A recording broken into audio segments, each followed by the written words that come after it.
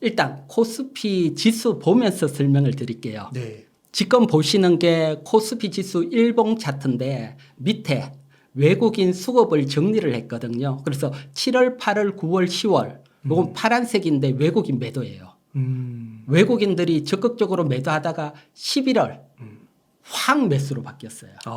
요때 보면 뭐가 있냐고 하면 미국 소비자 물가가 3.2로 완전히 안정되니까 사실 달러 같은 경우는 미국 금리를 올릴 때는 강세로 가지만 네. 금리가 끝나면 약세로 가잖아요. 네. 그걸 대비해서 달러가 약세로 가면 원화는 당연히 강세로 가게 돼 있으니까 네. 외국인들이 확 들어오는 것 같아요. 음. 그러면 사실 원하고 외국인 수급이 워낙 관련이 있으니까 원달러 일봉 차트도 한번 보도록 할게요. 네. 차트 보면 7월, 8월, 9월, 10월은 위쪽으로 약세로 움직였는데 11월부터는 강세로 확 움직였잖아요. 그래서 사실 뭐 많이들 아시겠지만 원화로 강세로 가게 되면 왜 외국인들이 우리 시장에 들어오게 되냐 하면 이제 가령 요렇게 설명을 드릴게요. 좀 편하게 윗부분에 있을 때 1달러당 1,350원. 그러면 외국인들이 들어올 때 1달러 주고 우리나라에 1,350원을 받아서 주식을 사고 채권을 사잖아요. 네. 그래서 계속 강세로 가서 원화가 1달러당 1,000원이 됐다고 가정을 할게요. 네. 그러면 외국인들은 이제 1,000원을 주고 1달러를 받아서 나가요. 완전 이득이네요. 350원 이득이잖아요. 네. 35%. 예, 맞습니다. 35% 이득이니까 원화가 강세로 가면 외국인들은 우리 시장에 들어오게 되고요. 이 얘기는 다른 얘기로 하면 달러를 들고 있으면 달러가 약세니까 손실로 간다는 거예요. 그러니까 달러 팔고 원화로 오게 됩니다. 이게 구조적으로 이런 흐름으로 갈 수밖에 없어요. 내년에는 미국 금리가 동결 또는 인하 쪽으로 가니까 네. 자연스러운 현상이에요. 그래서 이게 단순히 한 번에 외국인들이 들어오고 그치는 게 아니고 이제 내년에 여러분들이 외국인들 수급이 계속 들어오는 걸 보실 수 있으실 거예요. 그러면 사실 외국인 수급이 이래 들어왔을 때 우리 시장이 어떻게 움직였는지 사실 역사적으로 한번 보면 그래도 얼마나 길게 가는지 대응하기가 편하니까요. 네. 역사적으로 한번 보도록 할게요. 네. 이거 이제 보면 밑에는 원화 차트고 위에는 코스피 지수고 길게 해서 제가 이제 준비를 했는데 보면 일단 원화 차트에 빨간색으로 표시됐는데 위기 때예요. 위기 때. 위기가 오면 원화가 약세로 확 튀어요. 원화가. 환율이 올라가는 거죠. 그렇죠. 환율이 뭐 IMF 때는 달러당 2,000원까지 확 올라갔고 네. 그러니까 위기가 오면 확 올라가고 그러면 그때부터 외국인들이 들어와요. 왜 그럴로 하면 그때가 우리 원화가 가장 살 때예요. 외국인 입장에서는 1달러 주고 원화를 엄청 받아서 우리 시장에 들어오니까. 그러니까요. 네, 그래서 보면 확 튀고는 제가 화살표로 원화가 강세로 갈 때 우리 시장은 급격하게 코스피는 상승을 했어요. 그러네요. 네. 그리고 또 2000년대에서도 대세 원화가 강세로 계속 가면서 우리 시장은 대세 상승을 하고 그러네요. 그리고 또 2008년 IMF 때 환율이 한번 확 튀고 미국이 달러 찍어서 값싼 원화 사러 들어온 거예요. 그러면 주가는 확 튀고 환율 확 튀고 그리고 주기 짧을 때는 코로나 위기 때고요. 그래서 여기서 외국인들이 우리 시장에 들어올 때는 명확해요. 두 가지를 노리고 들어요. 첫 번째는 지금 설명을 드렸듯이 환율에서 환수익이에요. 네. 원화가 강세로 가면 환수익이 생기니까. 그러네요. 그리고 두 번째는 자본 수익이에요. 그건 지금 보듯이 주식 시장에 들어오면 주가가 상승을 해가 돈을 벌고 채권에서 돈을 벌고 두 개를 돈을 벌어요. 와, 외국인. 너무 좋네요. 그러니까요. 그래서 제가 그리고 지금 보면 우리 위치하고 지금 원화 위치가 낮은 위치는 아니에요. 그래서 외국인들이 아직 돈 벌기는 외국인들이 들어올 수 있는 위치로 보여져요. 그래서 요 위치가 비슷한 게 2006년도, 5, 6년도 하고 위치가 비슷해요. 위기가 오고 튀었다가 옆으로 기고 있는 모습. 비슷한 위치고요. 그러면 추세적으로 달러는 약세. 미국이 금리 인상이 끝났으니까 달러 약세 가고 그렇죠. 원화는 강세로 강세로 가면서 외국인들이 들어오는 거죠. 아. 그래서 제가 여기서 여러분들에게 꼭 드리고 싶은 말씀이 있어요. 네. 다른 게 아니고 외국인들은 두 가지를 노리고 우리 시장에 들어왔잖아요. 원화가 가장 약할 때 우리 시장에 들어왔어. 주가에서 돈을 챙겨서 나가잖아요. 그래서 소위 이런 걸 뭐 예전에 양틀 깎기라도 부르고 이렇게 불렀는데 그러면 우리도 똑같이 해야 돼요. 외국인한테. 똑같이 한다는 건 다른 게 아니에요. 원화가 가장 비싸고 달러가 가장 약할 때 미국에 들어가야 돼요. 우리는 거꾸로. 그러면 원화가 위기 때 보면 위로 튀기 전이니까 1,000원 이하 한 950원쯤 됐을 때 워낙 강하니까 950원 주고 1달러 사서 미국 들어가면 미국 돼요. 주식 사야 되는 거고. 아니요. 주식은 안 돼요. 미국 주식은 안 돼요. 왜 그러면 위기가 오면 우리도 주식도 하락하지만 미국 주식도 하락해요. 그때는 미국 채권을 사요. 위기가 오면 금리가 제로니까 채권 가격이 확 튀어요. 그래서 우리는 1,000원 이하로 강세로 갔을 때 미국으로 가서 미국 채권을 사놔야 돼요. 요게 저기 보면 2003년에서 7년 사이 장기간 흘러갔잖아요. 그래서 장기간. 그러니까 그렇구나. 미리 들어갈 필요가 없는 거죠. 와 진짜 거의 7년 동안 계속 떨어지기만 했네요. 그러니까요. 이런 흐름들 그리고 저 때는 1,000원 밑으로 간 거고. 900원까지 갔어요. 야 그렇구나. 예, 그래서 900원까지는 아니더라도 뭐 그러면 1,000원 넘어가서 한 10원 떨어질 때마다 조금씩 미국을 사는 거죠. 네. 우리 똑같은 개념으로 미국 애들 생각하는 거하고 개념으로 하면 훨씬 낫죠. 그러면은 금리 부분을 좀 살펴보고 싶은데요. 네. 금리는 내년부터 조금 인하되실 거라고 보시는 건가요? 내년에는 인하 안 될 걸로 보고 있고. 그러세요. 예. 하지만 시장 돈들은 먼저 움직여요. 인하되기 전에 미리 달러를 팔고요. 인상되기 전에 미리 달러를 사고. 그래서 또 사실 개인들이 사실은 위기가 또 오면 어떡하냐 이게 사실은 또 맞아요. 그러고 그 많은 분들이 또 걱정을 하시는 게 미국 장단기 금리 역전이 되면 위기가 온다. 그거 벌써 뭐 이게 되게 오래전에 나왔으니까 지금이라고 막 하더라고요. 그래서 일단 그 부분에 대해서도 좀 자세히 한번 보면 네, 좋아요. 먼저 요걸 설명을 드릴게요. 네. 위기가 오기 전에는 장단기 금리 역전 현상이 나왔어요. 오.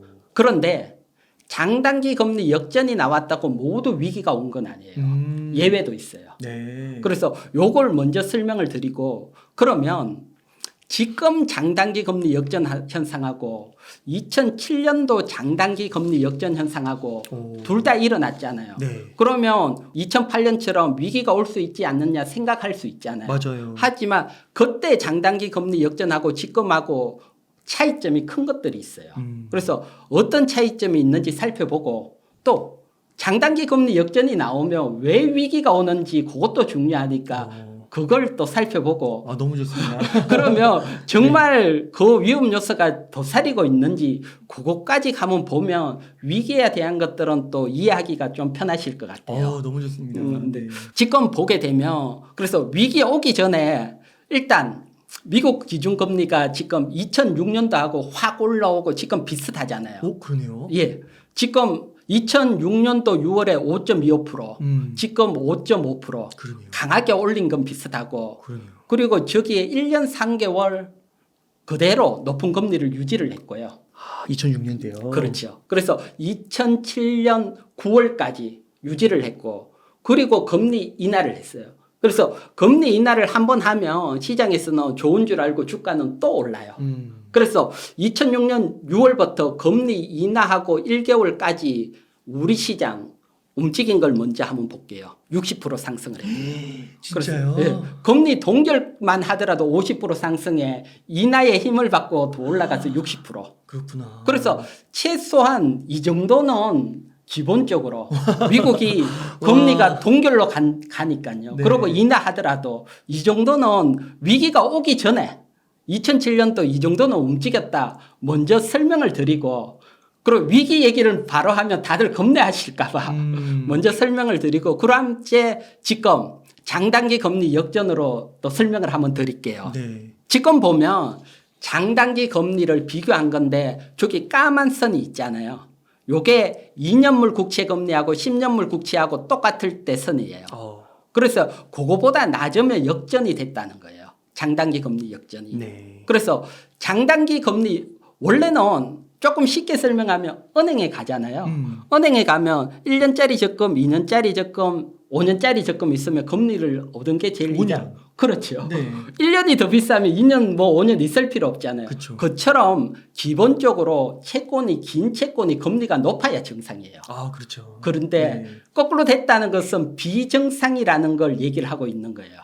그래서 비정상이 왔으니까 위기가 온다 생각을 하는데 지금도 보면 확 커졌다가 지금 줄어들고 정상으로 가려고 하고 있잖아요. 네. 요게 지금 먼저 정상으로 가고 있다. 요걸 하나 보여드리고 2005년에서 막 하다가 정상으로 올라왔잖아요. 네. 그래서 2006년 7년도에는 2년물 국채금리가 혼자 금리를 인상하니까 확 올라갔다가 위기가 올 것 같고 금리 인하갈 것 같으니까 확 떨어지고 2년물 국채금리가 10년물은 있는 혼자 난리 브루스를 치면서 역전 현상이 나온 거예요. 네. 그러면 미국 2년물 국채금리 한번 보도록 할게요. 저기 보면 2006년 7년 2년물 국채금리 혼자 써. 네. 확 상승을 했다가 혼자 확 떨어졌어요. 4%부터 1%까지 그냥. 네.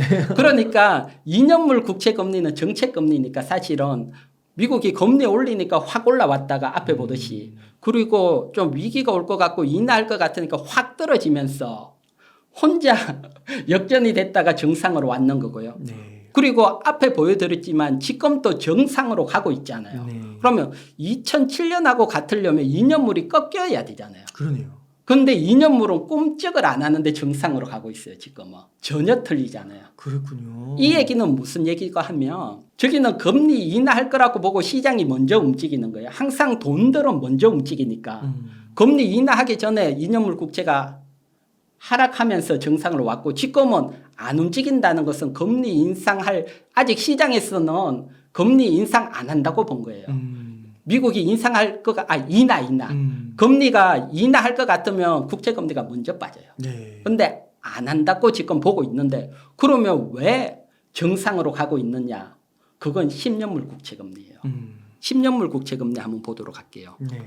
지금 보게 되면 2006년 7년은 그 자리예요. 10년물이. 네. 사실 큰 뭐 흔들림은 있었지만 큰 변화가 없는데 지금 보게 되면 10년물 국채 금리가 빠른 속도로 상승을 하고 있어요. 네.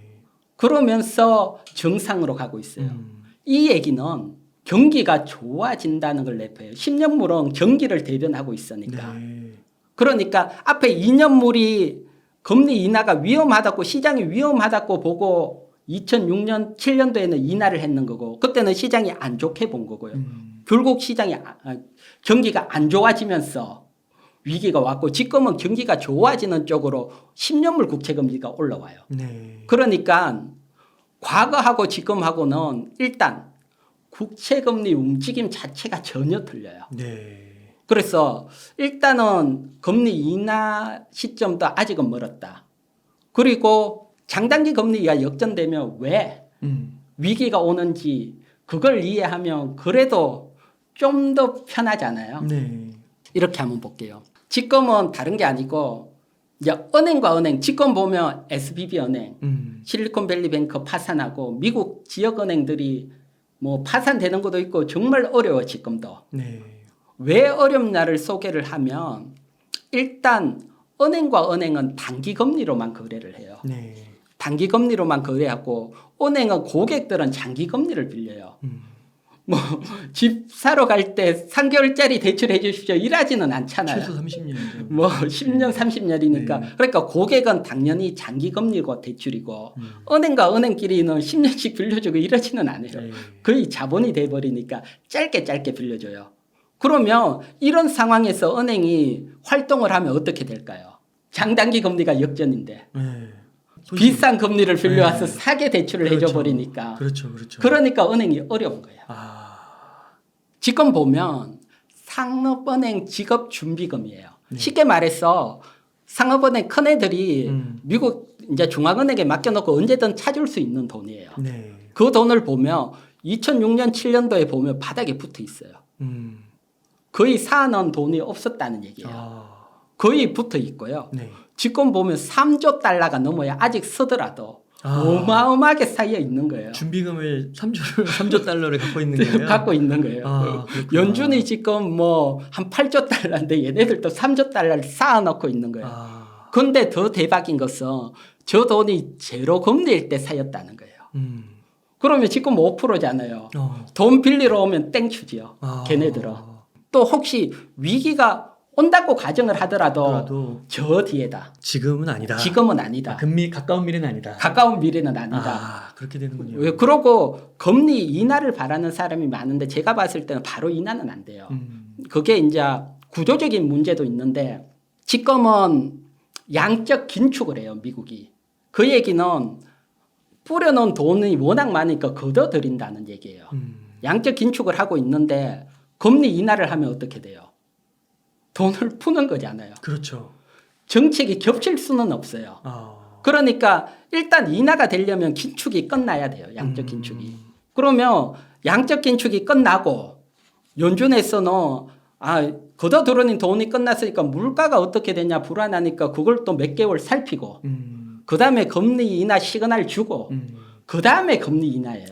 순서상으로 보더라도 빠르긴 쉽지 않겠네요. 쉽지 않아요. 구조적으로. 그리고 돈이 많다는 것은 잘못하면 물가가 또 튈 수 있다는 것도 위험성도 내포를 해요. 이게 양날의 검으로. 네. 그렇기 때문에 일단은 높은 금리가 유지돼가 가고 일단 더 안 올라간다고 하면 우리 시장한테는 땡큐고 좋고 그리고 섣불리 뭐 미국 들어가기보다는 뭐 기다렸다가 금융이라는 건 늘 그래요. 욕심내면 어려워지는데 기다리고 좋은 조건이 나오면 하면 돼요. 일단 장단기 금리가 제가 이번에는 예외다 제가 설명을 드렸잖아요. 네, 예외다. 그래도 불안한 사람 있잖아요. 그래도 나는 불안하다. 그러신 분들을 위해가 제가 그러신 분들은 언제 리스크 관리를 해야 되는지 그거까지 준비를 했어요. 와, 네. 그러면 이제 저는 예외니까 사실 시장이 상승으로 보는데 또 불안하신 분들은 과거에 지금 보시면 제가 장단기 금리 역전에서 정상화되는 시점을 표시를 했어요. 네. 그래서 2000년 12월, 2007년 6월, 2019년 9월 표시를 했는데 요 날짜하고 미국 다우지수 주가하고 한번 비교를 해볼게요. 장단기 금리가 지금은 역전인데 정상이 되고도 주가는 앞에는 5개월 더 상승을 했고 2007년 6월에는 4개월 더 상승을 했고 2019년도에는 5개월 더 상승을 했어요. 그러니까 지금은 정상화도 아닌데 정상화되고도 저 정도 랠리가 나왔다는 거예요. 그래도 여전히 버퍼가 있는 거예요. 버퍼가 있어요. 그러니까 너무 걱정하고 조급할 필요 없어요. 이렇게 보시면 딱 4년 주기예요. 위에 표시를 했듯이. 그래요. 2년 하락, 2년 상승. 야. 굴곡은 있어도 2년 하락, 2년 상승. 2년 하락, 2년 상승. 그런데 이번에는 2년 하락인데 상승이 길어졌어요. 2021년 8월까지 좀 길어졌잖아요. 요 길어진 이유는 다른 게 아니고 코로나 위기가 터지면서 생각하지 않는 서부 증설.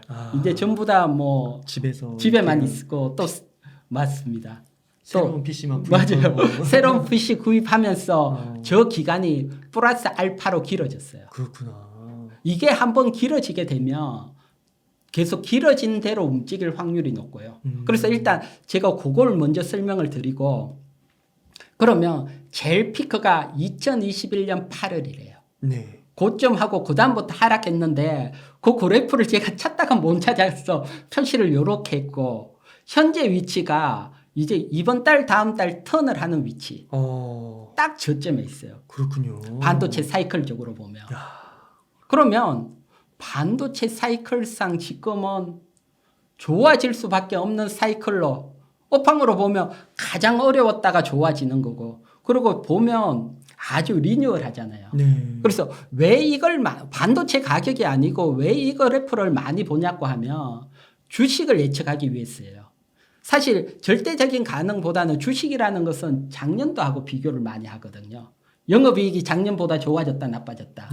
그렇기 때문에 반도체 가격도 작년하고 비교를 해서 봐야지 주가하고 유사하게 올라요.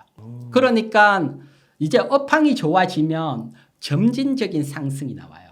상승이 나오다가 2025년 되면 폭발적인 상승, 그때 주가 폭발적으로 움직일 걸로 봐요. 와.